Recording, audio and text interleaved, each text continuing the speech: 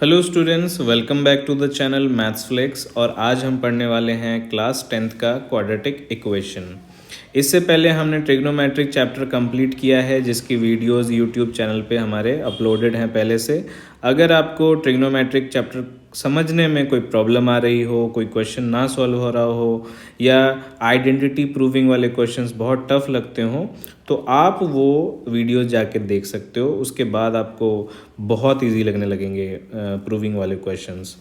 अब हम quadratic equation chapter करने वाले हैं। ये पार्ट 1 है। इसके बाद और नेक्स्ट पार्ट्स भी हम लोग अपलोड करेंगे क्वाड्रेटिक इक्वेशन के, जिसमें हर पार्ट में आपको कुछ नया सीखने को मिलेगा। और ऐसे 4-5 पार्ट्स में हम इस चैप्टर को कंप्लीट कर लेंगे।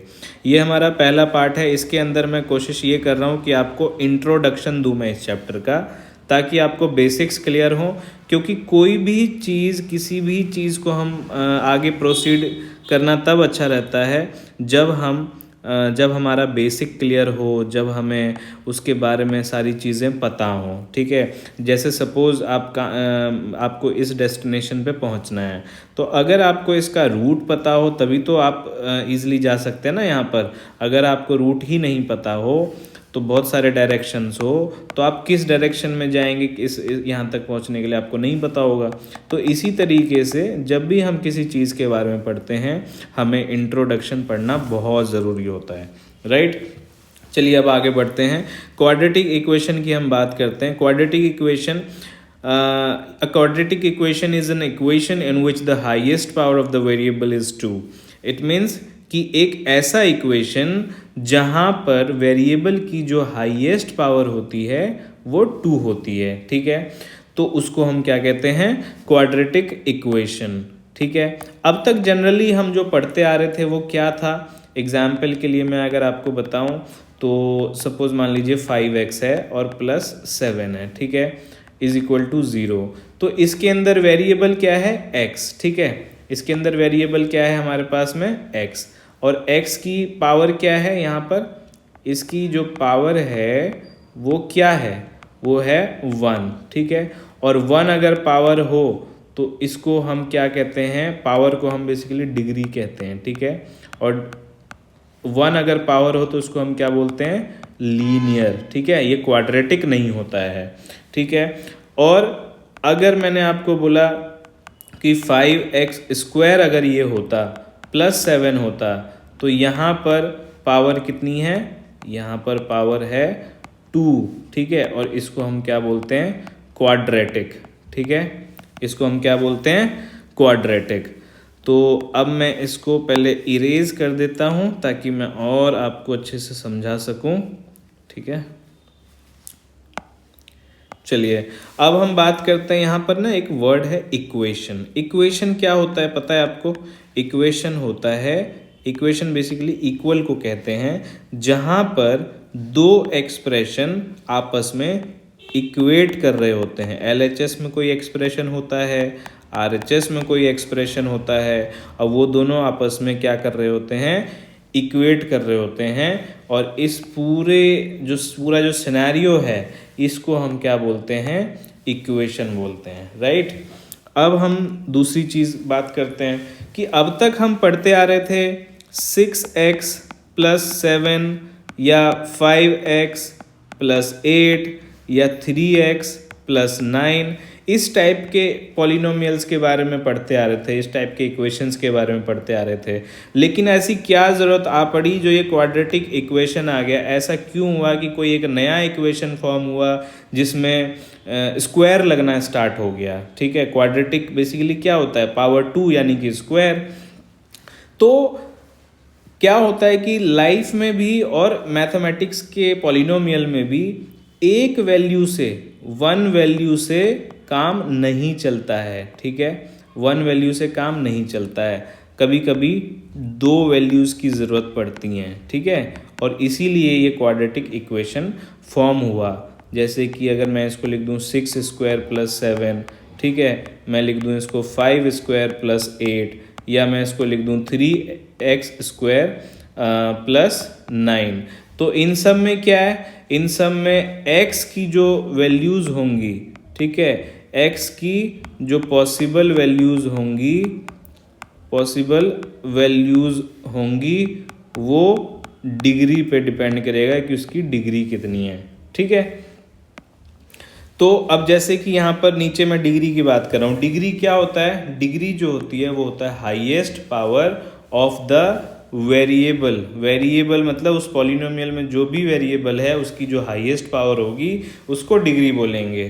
फर्स्ट वाला अगर मैं बोलूँ इसमें वेरिएबल क्या है, यहाँ पर वेरिएबल है x, ठीक है, और डिग्री क्या है इसके अंदर में? डिग्री है 2।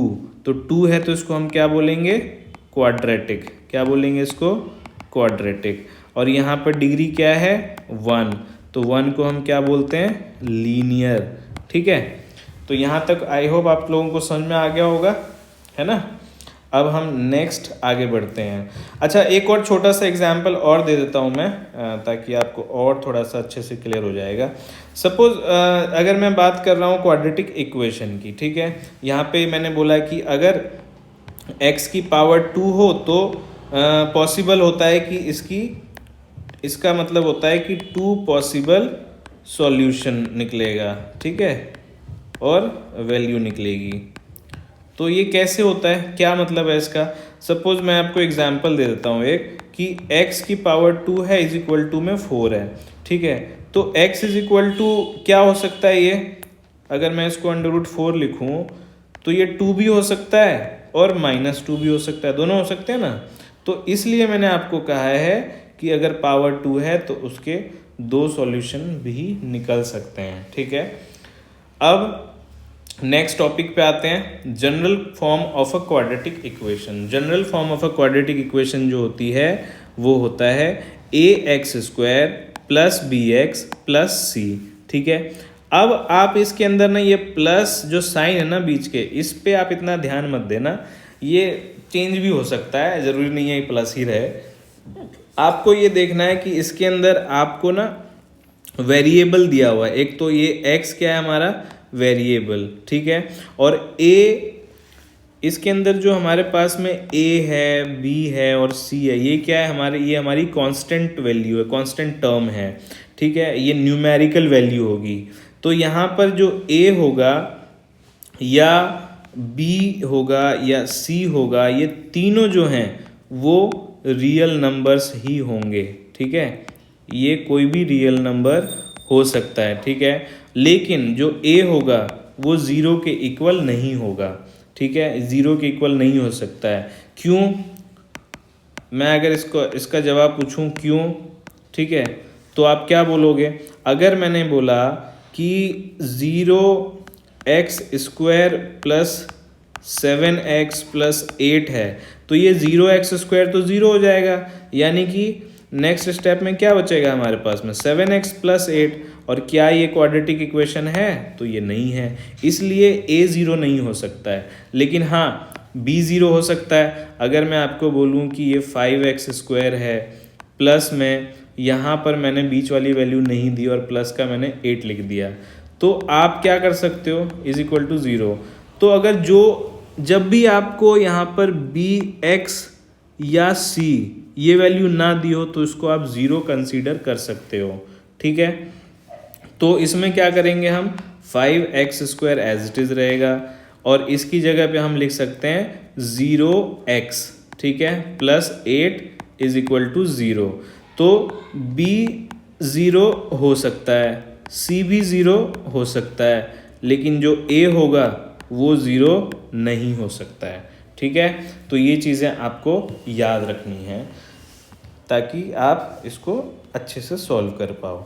और आपको ये भी चीज़ देखना है कि जब भी आपके पास इक्वेशन होगी उसकी एक जनरल फॉर्म यही होनी चाहिए। अगर इस फॉर्म में है तो वो क्वाड्रेटिक इक्वेशन है, अगर नहीं है तो नहीं है। इसकी आइडेंटिफिकेशन के क्वेश्चंस हम लोग अभी आगे करेंगे, तब आपको और अच्छे से क्लियर हो जाएगा।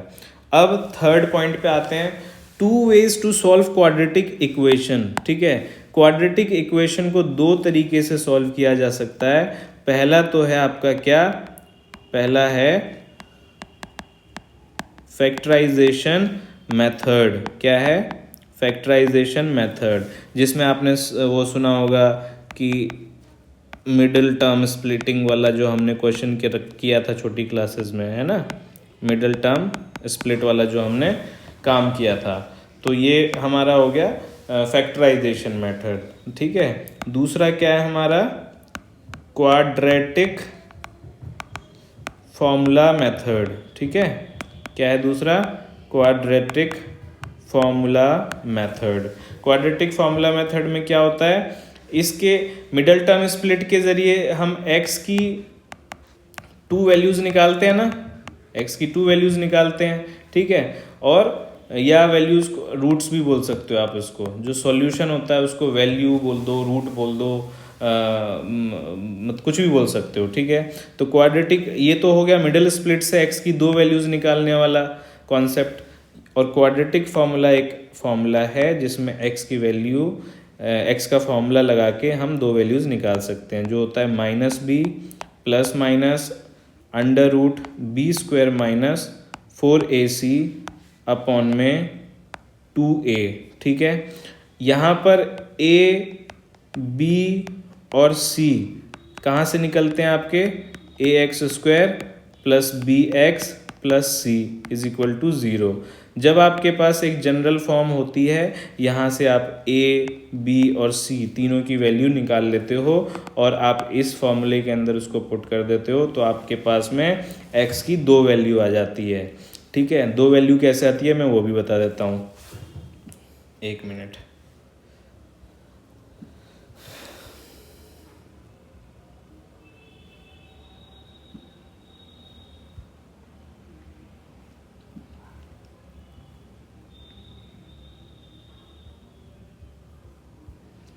मैं अब आपको ना थोड़ा सा एक और नया कॉन्सेप्ट बताता हूँ, नेचर ऑफ रूट्स के बारे में, ठीक है।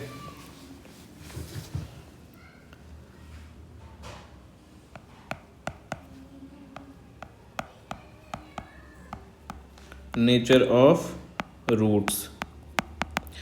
रूट्स मतलब क्या है, रूट्स मतलब है बेसिकली वैल्यू ऑफ x, या आप इसको सॉल्यूशन मान लो, ठीक है, सॉल्यूशंस। तो नेचर ऑफ रूट्स मैं आपको बता देता हूँ, नेचर ऑफ रूट्स क्या होता है।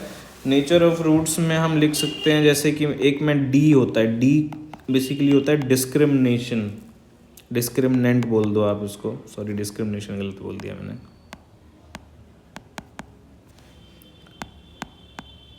डिस्क्रिमिनेंट, ठीक है। डिस्क्रिमिनेंट बेसिकली क्या कहता है, डिस्क्रिमिनेंट एक मेथड है जिसके ज़रिए आप बिना फैक्टर्स निकाले, बिना क्वाड्रेटिक फार्मूला का यूज़ किए, बिना पूरा सॉल्व किए हुए आप ये बता सकते हो कि उसके जो रूट्स होंगे वो कितने होंगे, ठीक है। 2 रूट्स होंगे या दोनों सेम होंगे या अलग अलग होंगे या रूट ही नहीं निकल पाएगा उसका, ठीक है। तो ये आप बिना सॉल्व किए हुए इस हेल्प से, डी की डिस्क्रिमिनेंट की हेल्प से आप वो निकाल सकते हो, ठीक है।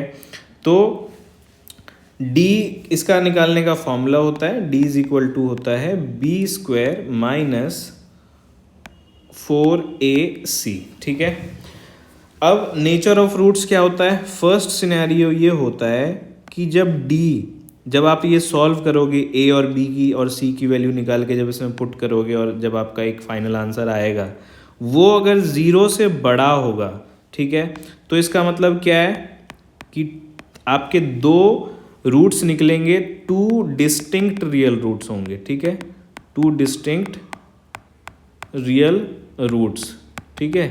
मतलब डिस्टिंक्ट मतलब बोल सकते हो अलग अलग रियल रूट्स निकलेंगे। जैसे मान लो कि x की वैल्यू एक तो निकल गई 7 और एक निकल गई -8, ठीक है, या एक निकल गया 3, एक निकल गया 2, एक निकल गया 5, एक निकल गया 6, ठीक है। तो इस तरीके से अलग अलग 2 अलग अलग रियल रूट्स आपके निकलेंगे, ठीक है। दूसरा सिनेरियो क्या होता है, दूसरे में अगर मान लो कि जो आपका d आया है वो 0 के इक्वल है, तो आपके 2 इक्वल रियल रूट्स निकलेंगे, मतलब इक्वल रियल रूट्स निकलेंगे। मतलब अगर x की वैल्यू 6 आई है एक, तो दूसरी भी 6 ही होगी, ठीक है। x की वैल्यू 7 है एक, तो दूसरी भी 7 होगी। x की वैल्यू अगर 5 है तो दूसरी भी 5 होगी। समझ में आया? अब थर्ड सिनेरियो क्या होता है, जब d आपका 0 से छोटा आ जाए, यानी कि माइनस आ जाए, माइनस में अगर d आ जाए आपका, तो वहाँ पर नो रियल रूट्स होते हैं। ठीक है, नो रियल रूट्स होते हैं। तो वहाँ अब मैं एक और कॉन्सेप्ट में आपको थोड़ा सा और समझा देता हूँ कि जब आप क्वाड्रेटिक इक्वेशन, कहाँ गया, एक मिनट, जब आप ये क्वाड्रेटिक इक्वेशन की आइडेंटिफिकेशन करते हो, ठीक है, जब आप ये पहचानोगे कि भाई फॉर्म जो इक्वेशन है इस फॉर्म में है कि नहीं है, ठीक है, सिर्फ यही नहीं देखना है आपको, इसके साथ में आपको देखना है जो पावर होगी, ठीक है, वो इंटीजर है या नहीं, ठीक है, वो इंटीजर है या नहीं है, तब आपको पता चलेगा कि वो क्वाड्रेटिक इक्वेशन है या नहीं है। मान लो मैंने लिखा एग्जाम्पल के लिए कि मैंने आपको बोला कि भाई मुझे एग्जाम्पल मैं आपको दे रहा हूँ 6x² प्लस 8x प्लस 7, क्या ये क्वाड्रेटिक इक्वेशन है? तो आप बोलोगे हाँ है। ठीक है, चलो ठीक है। मैंने आपको बोला कि 6x² plus √x plus 8 is equal to 0, ठीक है, तो क्या ये क्वाड्रेटिक इक्वेशन आपका बन रहा है? सॉरी, ये x², हाँ, ये इसमें क्या है, ये आपका क्वाड्रेटिक इक्वेशन यहाँ पर बन रहा है। ठीक है, मैंने आपको बोला कि √ में x² है, ठीक है, plus 3x plus 9 is equal to 0 है। तो इसमें अब हम हर चीज़ में ये देख रहे हैं कि भाई हर क्वाड्रेटिक इक्वेशन में कि पहला तो ax plus bx plus c के फॉर्म में है कि नहीं, दूसरा कि a जो है वो 0 तो नहीं है। तो आपको ये a सिर्फ 0 ही नहीं देखना है, आपको ये देखना है कि जो x² है, ठीक है, ये जो x है इसमें जो डिग्री है वो क्या कोई इंटीजर है या नहीं है। ठीक है, तो अगर मैं आपको बोलूँ कि √ में अगर यहाँ पर x है तो यहाँ पे x की पावर क्या होगी, यहाँ पर x की पावर होगी 1/2 और ये इंटीजर नहीं है। ठीक है, तो इसलिए क्या होगा, ये क्वाड्रेटिक इक्वेशन नहीं माना जाएगा। ठीक है, अब हम नेक्स्ट कॉन्सेप्ट पे चलते हैं। कुछ क्वेश्चंस को मैं यहाँ पर लिखता हूँ, कुछ क्वेश्चन सॉल्व करते हैं। ठीक है, अब मैंने आपको लिख के दिया, सपोज कि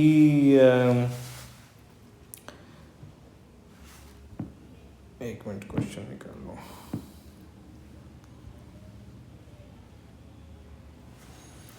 मैंने आपको बोला कि मुझे बताओ कि x minus 3/x is equal to x², क्या ये क्वाड्रेटिक इक्वेशन है या नहीं है।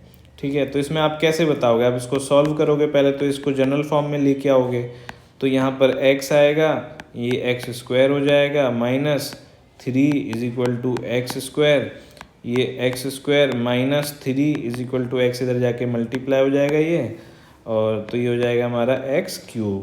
अब x², ये प्लस का x³ इधर आके माइनस का x³ हो गया, ये प्लस का था, -3 इज इक्वल टू 0।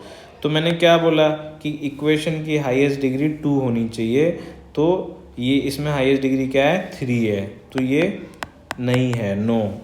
ठीक है, एक दूसरा एग्जाम्पल देता हूँ मैं आपको।